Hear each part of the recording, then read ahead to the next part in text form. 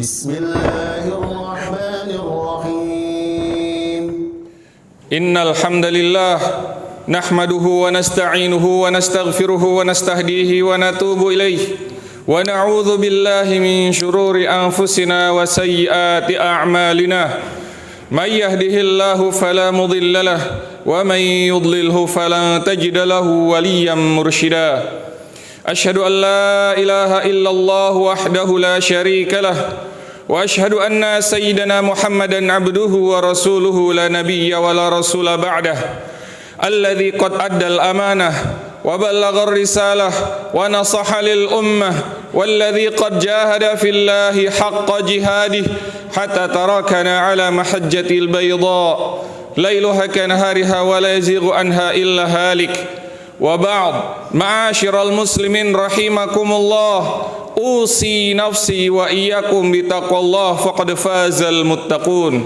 فقال تعالى أعوذ بالله من الشيطان الرجيم يا أيها الذين آمنوا اتقوا الله حق تقاته ولا تموتن إلا وأنتم مسلمون وقال أيضا يا أيها الذين آمنوا اتقوا الله وقولوا قولا سديدا يصلح لكم أعمالكم ويغفر لكم ذنوبكم ومن يطع الله ورسوله فقد فاز فوزا عظيما. Sidang jamaah Jumat yang dimuliakan Allah Subhanahu wa taala, tiada bosan-bosannya kita panjatkan puji syukur kita kehadirat Allah Subhanahu wa taala yang sampai detik ini masih melimpahkan berbagai kenikmatan-kenikmatan kepada kita semua, masih melimpahkan kepada kita semua kemudahan-kemudahan untuk beribadah pada Allah Subhanahu wa taala. Maka ini merupakan salah satu bagian dari nikmat yang tidak bisa kita ukur dengan ukuran apapun. Sebuah nikmat yang wajib untuk kita syukuri bersama. Di saat saudara-saudara kita ada yang kesulitan, ada yang sakit dan tidak mampu untuk kemudian berangkat ke masjid. Di saat yang sama pula ada saudara-saudara kita nun jauh di sana yang mereka ingin datang ke masjid-masjid dan menunaikan sholat Jumat, tapi masjid-masjid mereka telah dibombardir. Masjid-masjid mereka telah hancur. Dan ada mereka di antara mereka pula yang ingin untuk menunaikan sholat Jumat, tapi sekujur tubuhnya penuh dengan luka-luka sehingga tidak bisa dan tidak mampu untuk kemudian datang ke masjid dan menunaikan sholat Jumat. Maka hadirnya kita di masjid ini harus betul-betul kita rasakan sebagai salah satu bagian dari kenikmatan dari Allah Subhanahu wa taala kepada kita semua. Nikmat yang begitu besar dari sebuah peristiwa dan kejadian. Dari datangnya kita ke masjid ini kita bisa lihat kenikmatan-kenikmatan material yang Allah berikan pada kita. Allah masih beri harta kepada kita untuk bisa makan dan minum. Allah masih beri harta kepada kita sehingga kita masih bisa berpakaian secara layak. Allah masih berikan kesehatan kepada kita sehingga kita bisa melangkahkan kaki kita menuju ke masjid-masjid Allah Subhanahu wa taala. Begitupun nikmat batin, keimanan dari Allah Subhanahu wa taala yang akhirnya menggerakkan langkah kaki kita untuk menuju masjid-masjid Allah Subhanahu wa taala. Sidang jamaah Jumat Masjid Darul Razak yang dimuliakan Allah Subhanahu wa taala sudah 2 pekan kurang lebih. Saudara-saudara kita yang ada di Palestina mengalami ujian yang begitu dahsyat dan luar biasa. Mereka dibombardir oleh roket-roket dan rudal-rudal pihak penjajah Zionis Yahudi. Kurang dari sepekan yang lalu, bahkan beberapa hari yang lalu, ada sebuah berita di mana pihak penjajah kemudian melontarkan dan melepaskan roketnya, kemudian disasar pada saat itu adalah rumah sakit, salah satu rumah sakit tertua yang ada di Palestina pada saat itu, yang kemudian diserang secara brutal oleh pihak penjajah Zionis dan mengakibatkan setidaknya 500 orang. 500 orang meninggal di tempat pada saat itu. Sebelumnya lagi pihak penjajah meminta saudara-saudara kita untuk kemudian pergi meninggalkan Gaza wilayah utara untuk pergi ke arah selatan mengungsi. Tapi ketika saudara-saudara kita mereka berbondong-bondong untuk menuju ke arah selatan agar tidak terkena efek dari tembakan rudal-rudal dan roket-roket pihak penjajah, apa yang terjadi? Justru di pertengahan jalan mereka diserang oleh roket penjajah Zionis, sehingga dalam satu peristiwa itu saja setidaknya ada 70 orang yang syahid insya Allah. Maka apa yang terjadi kepada saudara-saudara kita merupakan hal yang di luar batas kemanusiaan. Bahkan peperangan-peperangan yang terjadi di atas muka bumi belum pernah menimbulkan efek kerusakan kepada bangunan-bangunan rakyat sipil sebagaimana kerusakan yang ditimbulkan oleh penjajahan Zionis Yahudi kepada saudara-saudara kita di Palestina. Namun hal itu merupakan suatu sunnatullah, suatu hal yang memang telah ditetapkan oleh Allah Subhanahu wa taala. Suatu hal yang memang telah diramalkan oleh Rasulullah sallallahu alaihi wasallam di momentum di mana kaum muslimin telah menang dari orang-orang Yahudi yang berupaya untuk menyerang, menusuk kaum muslimin dari belakang di kota Madinah. Di momentum di mana kaum muslimin sudah melupakan orang-orang Yahudi dan kemudian memfokuskan pandangannya kepada pihak Romawi yang hendak menghancurkan eksistensi kaum muslimin pada saat itu. Di saat itu Rasul sallallahu alaihi wasallam bersabda, "La taqumus sa'ah hatta yuqatilul muslimuna al-yahud." Tidak akan terjadi hari kiamat sampai orang-orang beriman memerangi orang-orang Yahudi. Hatta yaqula asy-syajaru awil hajar, sampai pepohonan dan juga batu-batu berkata, "Ya Muslim, ya Abdullah, wahai orang Islam, wahai hamba Allah, hadza Yahudi warai, faqtulhu." Ini ada orang Yahudi di belakangku, maka tangkap dan bunuhlah ia. Illa syajaratal gharqat, kecuali satu pohon yang disebut sebagai pohon Gorkot, wa huwa syajaratul Yahud, dan itu adalah pohon Yahudi. Dan apa yang terjadi? Justru kebanyakan orang-orang Yahudi lebih beriman dalam tanda kutip daripada orang-orang Islam sendiri. Mereka meyakini adanya hadis ini dan mereka kini menanam pohon-pohon Gorkot. Maka hadis ini merupakan ramalan dari Rasul sallallahu alaihi wasallam,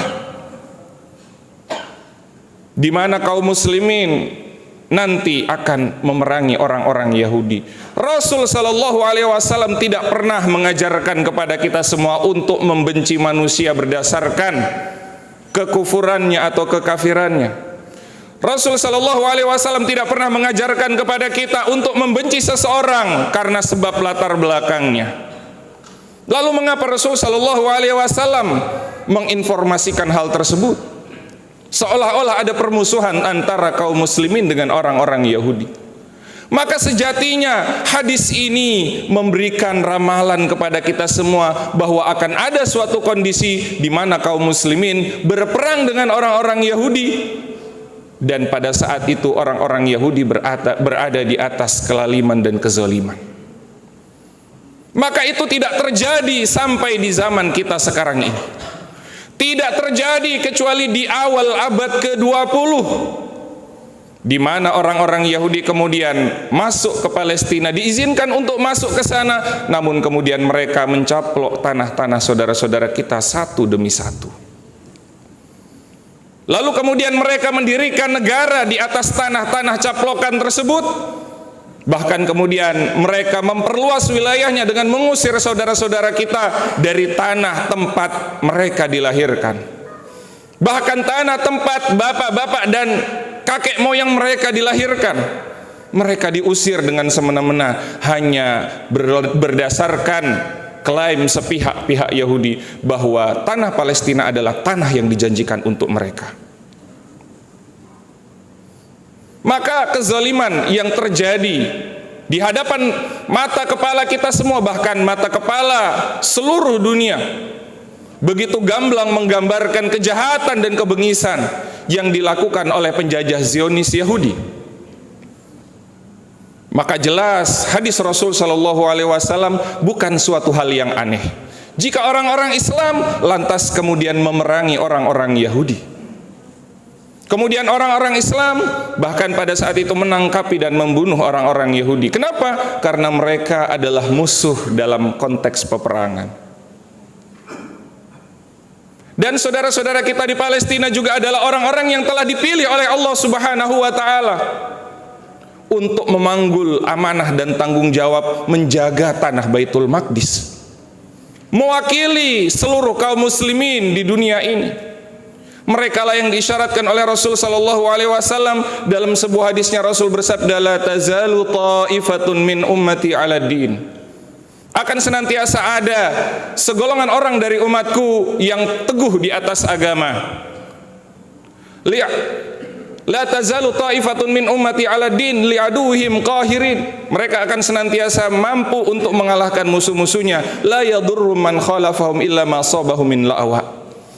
Mereka tidak akan bisa dibinasakan, dihancurkan, dilululantakkan sampai kemudian mereka binasa, kecuali mungkin apa yang menimpa mereka, penderitaan-penderitaan dan rasa sakit al-la'wa yang telah ditakdirkan oleh Allah Subhanahu wa taala, hatta ya'tiya amrullahi wa hum kadzalik. Sampai janji Allah datang. Sampai janji Allah datang dan mereka akan senantiasa ada dalam kondisi itu. Maka kondisi yang terjadi kepada saudara-saudara kita dapat kita bayangkan, sebuah wilayah yang lebih kecil daripada Jakarta, dengan penduduk yang tentu lebih sedikit daripada penduduk Jakarta atau wilayah Kabupaten Bogor. Namun mereka mampu bertahan di hadapan pihak penjajah Zionis yang didukung dengan persenjataan canggih. Selalu diberikan dan dikirimkan senjata-senjata serta peralatan canggih dari negara superpower Amerika Serikat. Apa yang menyebabkan mereka bisa bertahan kalau bukan Allah Subhanahu wa taala? Sebuah wilayah yang kecil, tapi ini bukan merupakan suatu hal yang aneh. Bukan merupakan suatu hal yang tidak mungkin terjadi, karena Rasul sallallahu alaihi wasallam melanjutkan sabdanya ketika ditanya oleh para sahabat, "Ainahum ya Rasulullah?" Di mana mereka wahai Rasulullah? Bi Baitil Maqdis wa aknafi Baitil Maqdis, kata Rasul sallallahu alaihi wasallam. Mereka ada di Baitul Maqdis, di tanah di mana Al-Aqsa berdiri, dan mereka ada di sekeliling Baitul Maqdis. Meskipun beberapa ulama kemudian memperselisihkan mengenai makna siapa yang berada, siapa yang dimaksud oleh Rasul sallallahu alaihi wasallam, sebagian ulama menyatakan yang dimaksud adalah ashabul hadis, para ulama yang senantiasa berpegang dengan hadis-hadis Rasul sallallahu alaihi wasallam. Tapi dalam hadis-hadis sahih yang lain, Rasul sallallahu alaihi wasallam menekankan keutamaan tanah Syam dan tanah Palestina. Maka fenomena di zaman kita sekarang ini adalah fenomena yang menjadi bukti kuat bahwa hadis ini diarahkan oleh Rasul sallallahu alaihi wasallam kepada saudara-saudara kita, kepada saudara-saudara kita yang ada di Palestina. Karena kriteria mereka yang senantiasa dihantam, senantiasa diserang, tapi mereka tidak pernah binasa, mereka tidak pernah hancur sepenuhnya. Mereka tetap bertahan untuk melawan musuh-musuhnya, melawan penjajah Zionis Yahudi dan mempertahankan tanah Al-Aqsa. Maka merekalah yang paling dekat dengan orang yang dimaksud oleh Rasul sallallahu alaihi wasallam dalam hadisnya. Maka yang menjadi pertanyaan adalah di mana posisi kita semua? Di mana posisi kita berpijak? Apakah kita termasuk orang-orang yang senantiasa membela saudara-saudara kita di Palestina? Ataukah kita termasuk orang-orang yang abai terhadap saudara-saudara kita? Maka takutlah kita jika Allah Subhanahu wa taala kelak pertanyakan kita semua di yaumil akhir, apa yang telah kita lakukan ketika menyaksikan saudara-saudara kita diserang, menyaksikan saudara-saudara kita dihantam dengan roket-roket, menyaksikan saudara-saudara kita dibantai di Palestina. Sedangkan Rasul sallallahu alaihi wasallam menyatakan bahwa orang-orang beriman itu kalbunyan, seperti bangunan rumah, batu bata yang tersusun satu sama lain. Jika satu batu bata hancur, maka seluruhnya akan hancur. Dalam hadis lain Rasul mengisyaratkan kal jasadil wahid, seperti satu tubuh. Apabila ada satu bagian yang sakit, tada'alahu sairul jasadi bisahri wal humma, maka seluruh anggota tubuh akan tidak bisa tidur. Seluruh anggota tubuh akan merasa demam jika satu anggota tubuh saja kemudian terkena luka. Maka jika kita berdiam diri di hadapan kekejaman yang dilakukan oleh penjajah Zionis Yahudi kepada saudara-saudara kita di Palestina, artinya kita masih belum menjalankan perintah Rasul sallallahu alaihi wasallam. Kita masih belum menjadi orang-orang beriman yang seperti satu tubuh. Kita belum menjadi orang-orang yang beriman yang saling berkasih sayang. Maka kita termasuk orang-orang yang telah melanggar perintah Allah Subhanahu wa taala dalam Al-Qur'anil Karim dan juga melanggar perintah Rasul sallallahu alaihi wasallam dalam hadis-hadis beliau. Terutama ketika Allah Subhanahu wa taala memberikan perintah kepada kita dalam surat At-Taubah, ya ayyuhalladzina amanu taqullaha wa kunu ma'as shadiqin. Wahai orang-orang yang bertakwa, wahai orang-orang yang beriman, bertakwalah kalian kepada Allah. Perintah bertakwa tidak berhenti, dan jadilah kalian bersama dengan orang-orang yang sidik. Jadilah kalian bersama dengan orang-orang yang benar keimanannya kepada Allah Subhanahu wa taala. Siapakah yang dimaksud dengan orang-orang yang benar keimanannya? Maka kita perlu membaca ulang surat At-Taubah. Sebelum ayat tersebut, Allah Subhanahu wa taala mencela orang-orang munafik. Kenapa? Mereka adalah orang-orang pengecut yang takut untuk kemudian turun ke medan jihad membersamai Rasul sallallahu alaihi wasallam.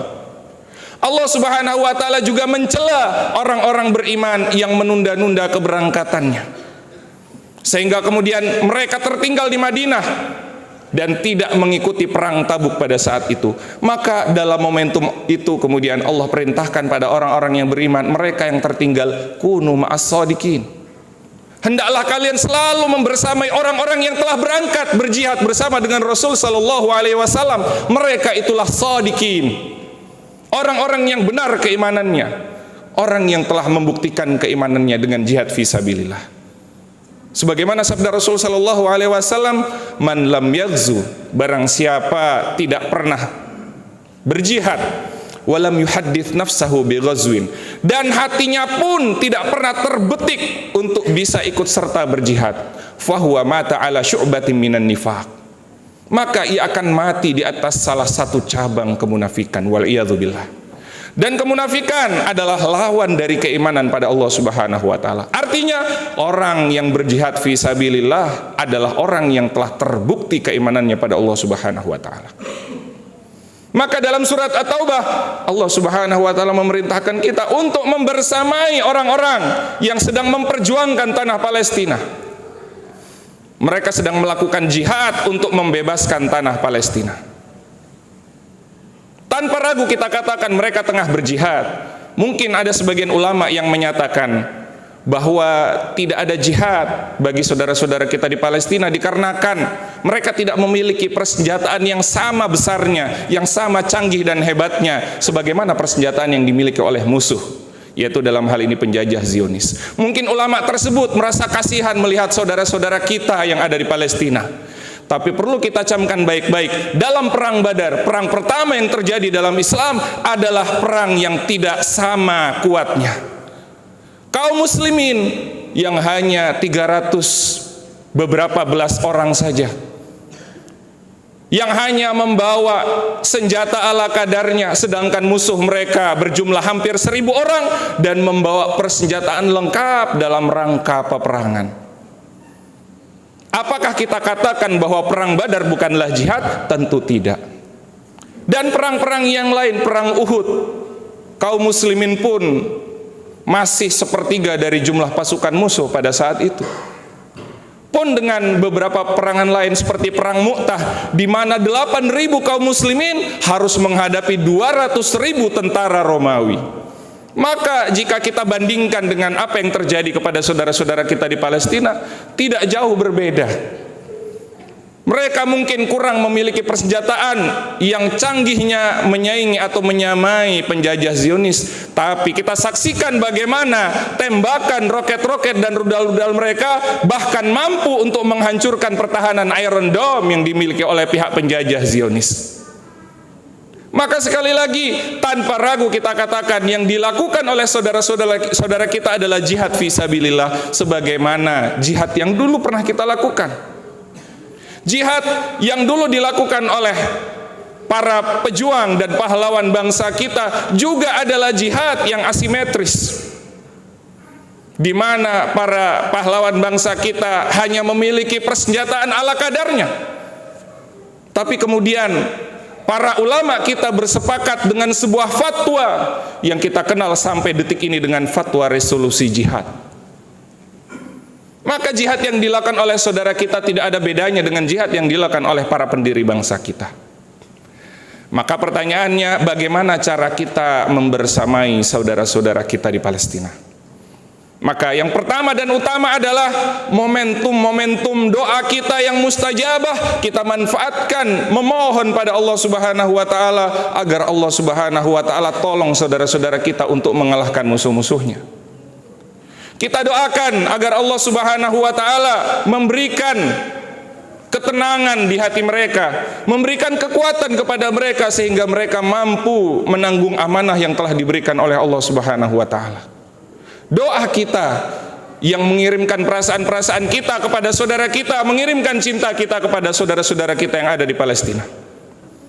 Lalu yang kedua adalah kita informasikan mengenai kondisi saudara-saudara kita dan kekejaman yang terjadi kepada saudara-saudara kita di Palestina. Yang bahkan kekejaman yang terjadi kali ini jauh berkali-kali lipat daripada kekejaman-kekejaman yang telah terjadi bertahun-tahun yang lalu. Bahkan dalam waktu 2 pekan ini saja setidaknya hampir 3.000 saudara-saudara kita yang meninggal, yang gugur berhadapan dengan moncong rudal-rudal dan roket-roket pihak penjajah Zionis. Maka kita informasikan kepada saudara-saudara kita, mungkin ada di antara mereka yang belum mengetahui informasi tersebut. Atau jangan sampai ada saudara-saudara kita yang alih-alih mendukung saudaranya di Palestina untuk memperjuangkan kemerdekaan dan mempertahankan tanah Al-Aqsa, justru mereka menyerang saudara-saudaranya di Palestina. Justru mereka mengikuti keinginan pihak penjajah Zionis untuk kemudian menyerang para pejuang yang mempertahankan tanah Palestina. Atau mungkin ada juga sebagian di antara kaum muslimin yang justru mendukung pihak penjajah Zionis Yahudi. Maka patut dipertanyakan keimanannya pada saat itu. Apakah betul dia beriman pada Allah Subhanahu wa taala? Apakah betul dia beriman pada Rasul sallallahu alaihi wasallam? Sedangkan Allah Subhanahu wa taala dan Rasul sallallahu alaihi wasallam banyak sekali memberikan arahan-arahan dan perintah yang mengisyaratkan kepada kita semua untuk menolong dan membantu saudara-saudara kita di Palestina. Maka itu yang kedua yang bisa kita lakukan. Kita sebarkan informasi dan kita tunjukkan di mana kita berada, agar saudara-saudara kita yang masih gamang untuk kemudian bisa ikut peduli dan juga membantu saudara-saudaranya yang ada di Palestina. Dan yang ketiga yang bisa kita lakukan untuk membersamai perjuangan mereka, bukanlah dengan mengangkat senjata, bukanlah kemudian dengan berangkat ke Palestina, tapi yang bisa kita lakukan adalah memberikan bantuan kepada mereka semaksimal yang bisa kita lakukan. Karena itulah wujud bantuan yang paling real dan paling konkret yang bisa kita lakukan untuk saudara-saudara kita di Palestina. Bahkan dengan itu Allah Subhanahu wa taala juga mencatat kita sebagai orang-orang yang telah berjihad fisabilillah. Maka inilah momentum pembuktian keimanan kita pada Allah Subhanahu wa taala. Rasulullah SAW dalam hadis muttafaqun alaih bersabda, "Man khalafa ghaziyan fi ahlihi bi khair faqad ghaza." Barang siapa yang memberikan kebutuhan hidup untuk keluarga yang ditinggalkan oleh para pejuang, oleh orang-orang yang berjihad fisabilillah, kepada keluarga mereka diberikan bantuan kemanusiaan, makanan, obat-obatan, air bersih, dan seterusnya dan seterusnya. Secara lahiriah itu adalah bantuan-bantuan kemanusiaan. Tapi secara esensi itu dicatat oleh Allah Subhanahu wa taala sebagai jihad fisabilillah. Itulah yang disebutkan oleh Rasul sallallahu alaihi wasallam. Wa ma yantiqu 'anil hawa in huwa illa wahyu yuha. Dan apa yang diucapkan oleh Rasul sallallahu alaihi wasallam bukanlah berdasarkan hawa nafsu beliau. Apa yang disabdakan oleh beliau adalah wahyu dari Allah Subhanahu wa taala. Maka mari bersama-sama dalam momentum Jumat yang mulia ini kita kuatkan lagi semangat untuk membantu saudara-saudara kita di Palestina. Dan kita bantu secara material semampu kita, sebisa yang bisa kita lakukan dan berikan untuk mereka. Rasulullah SAW dalam hadis lain ketika ditanya oleh Sayyidah Maimunah radhiyallahu taala anha mengenai tanah Baitul Maqdis, maka beliau menjawab ardul mahsyar wal mansyar. Tanah Baitul Maqdis adalah tanah di mana manusia akan dikumpulkan dan dibangkitkan pada hari kiamat. Lagi-lagi Rasulullah SAW mengikatkan tanah Palestina dengan peristiwa-peristiwa akhir zaman dan peristiwa-peristiwa hari kiamat. Maka Rasul memberikan perintah, ituhu fasallu fihi, maka datanglah kalian ke sana dan salatlah kalian di sana. Fa inna salatan fihi ka alfi salatin fi ma siwah. Karena salat satu kali di sana senilai dengan salat 1000 kali di tempat-tempat yang lain. Kita salat di masjid kita tercinta ini 1000 kali, itu baru menyamai nilai salat satu kali yang dilakukan oleh saudara-saudara kita para pejuang Palestina. Para pejuang yang salat di Masjidil Aqsa. Maka pertanyaannya, bagaimana dengan kita yang tidak mampu untuk datang ke sana? Maka Sayyidah Maimunah bertanya pada Rasul, mewakili kita semua, ara'aita illa mastati an atahammal ilai, wahai Rasul, kalau saya tidak mampu bagaimana? Maka Rasul menjawab, fahdi lahu zaitan yusraju fih. Maka berilah sesuatu untuk Al-Aqsa, meskipun hanya berupa minyak, zaitan yusraju fih, yang digunakan untuk penerangan di sana. Walaupun nilai yang sangat remeh digambarkan oleh Rasul sallallahu alaihi wasallam, minyak yang digunakan untuk penerangan di Al-Aqsa, maka kata Rasul, faman ahda kana kaman shallafi. Barang siapa yang sudah mengirimkan bantuannya, dia sudah sama dengan orang yang salat di Masjidil Aqsa. Maka hadis ini juga memberikan motivasi kepada kita semua untuk senantiasa menolong saudara-saudara kita. Maka kalaupun tidak ada hadis-hadis yang lain, kalaupun tidak ada ayat-ayat yang lain selain innamal mu'minuna ikhwah, bahwa orang-orang beriman itu bersaudara, maka sungguh itu sudah cukup bagi kita untuk menolong saudara-saudara kita yang ada di Palestina. Apalagi dengan begitu banyak ayat-ayat dan hadis-hadis yang mendorong kita untuk menolong mereka. Maka dalam momentum Jumat yang mulia ini, mudah-mudahan Allah Subhanahu wa taala kuatkan hati kita, kuatkan keimanan kita untuk senantiasa menolong hamba-hambanya, untuk senantiasa menolong saudara-saudara kita yang tengah berjuang berjihad fi sabilillah. Barakallahu li wa lakum fil Qur'anil azim wa nafa'ani wa iyyakum bima fihi minal ayati wa dzikril hakim. Wa taqabbala minni wa minkum tilawatahu innahu huwas samiul alim. Aqulu qali hadza astaghfiruh innahu huwal ghafurur rahim.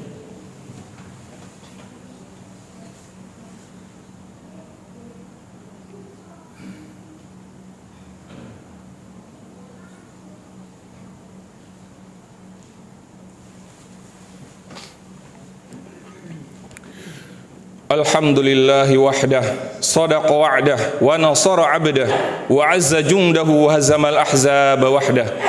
Fanusalli wa nusallimu ala khairi anbiya'illahi wa ashrafil mursalin, Sayyidina Muhammadin wa ala alihi wa sahbihi ajma'in wa alaina birahmatika ya arhamar rahimin wa ba'd.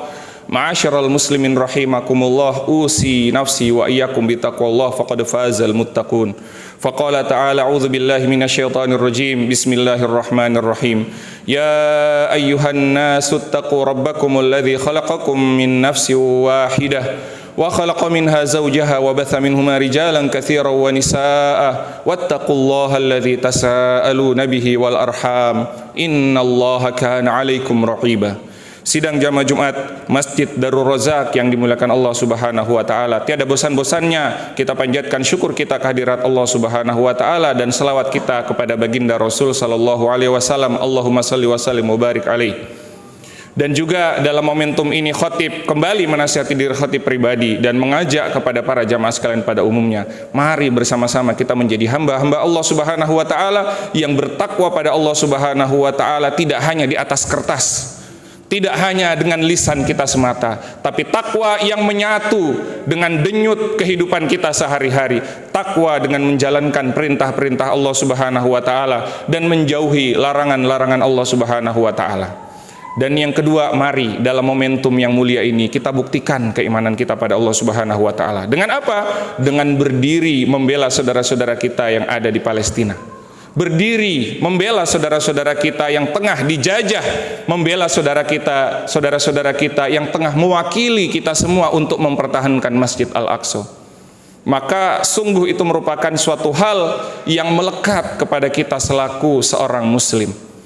Bahkan melekat pula kepada kita selaku bangsa Indonesia, karena merekalah yang telah memberikan pengaruh besar agar Indonesia kemudian dapat diakui sebagai negara yang merdeka di dunia internasional. Sebagaimana kita tahu bahwa negara pertama yang mengakui kemerdekaan Indonesia adalah negara Mesir. Mengapa? Karena negara Mesir didorong oleh para ulama Palestina untuk mengakui kemerdekaan Indonesia. Dan saudara-saudara kita dari Palestina yang berada di Mesir pada saat itu, bahkan mereka mengosongkan rekening-rekening mereka yang ada di Bank Mesir pada saat itu, kemudian diberikan kepada perwakilan bangsa Indonesia yang ada di Mesir pada saat itu. Maka jangan sampai kita menjadi kacang yang lupa dengan kulitnya. Jangan sampai kita menjadi bangsa yang kemudian kufur kepada Allah Subhanahu wa taala atas nikmat kemerdekaan yang Allah berikan. Yang mana Rasul menginformasikan pada kita, la yashkurullah man la yashkurun nas. Tidak bersyukur kepada Allah mereka yang tidak berterima kasih kepada manusia, yang tidak membalas kebaikan sesama manusia. Innallaha wa malaikatahu yusalluna 'alan nabi ya ayyuhalladzina amanu sallu 'alaihi wa sallimu taslima. Allahumma salli 'ala Muhammad wa 'ala ali Muhammad kama shallaita 'ala Ibrahim wa 'ala ali Ibrahim wa barik 'ala Muhammad wa 'ala ali Muhammad kama barakta 'ala Ibrahim wa 'ala ali Ibrahim fil 'alamin innaka Hamidum Majid.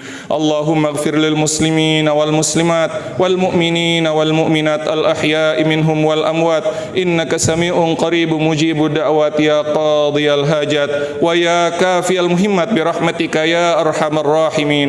اللهم أعز الإسلام والمسلمين، اللهم أعز الإسلام والمسلمين، اللهم أعز الإسلام والمسلمين وذل الشرك والمشركين ودمر أعداءك أعداء الدين وانصر عبادك المؤمنين يا رب العالمين وانصر إخواننا المستضعفين يا رب العالمين وانصر إخواننا المظلومين في فلسطين وفي كل بقاع الأرض يا رب العالمين وانصر المجاهدين في فلسطين وفي كل بقاع الأرض يا رب العالمين وانصرهم نصرا عزيزا يا قاهر يا جبار يا رب العالمين.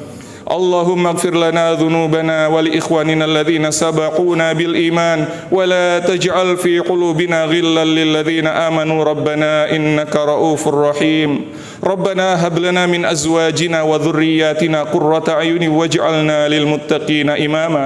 اللهم نشكو إليك ضعف قوتنا وقلة حيلتنا وهواننا على الناس يا أرحم الراحمين. أنت رب المستضعفين وأنت ربنا ولا تكلنا إلى أنفسنا طرفة عين وانصر إخواننا المستضعفين في فلسطين يا رب العالمين. اللهم اغفر لنا ذنوبنا ولوالدينا وارحمهما كما ربيانا صغارا. ربنا آتنا في الدنيا حسنة وفي الآخرة حسنة وقنا عذاب النار. سبحان ربك رب العزة عما يصفون وسلام على المرسلين والحمد لله رب العالمين. عباد الله إن الله يأمركم بالعدل والإحسان وإيتاء ذي القربى وينهى عن الفحشاء والمنكر والبغي يعظكم لعلكم تذكرون فاذكروا العظيم يذكركم واشكروا على نعمه يزدكم واسألوا من فضله وليأتكم ولذكر الله أكبر والله يعلم ما تصنعون. أقيموا الصلاة.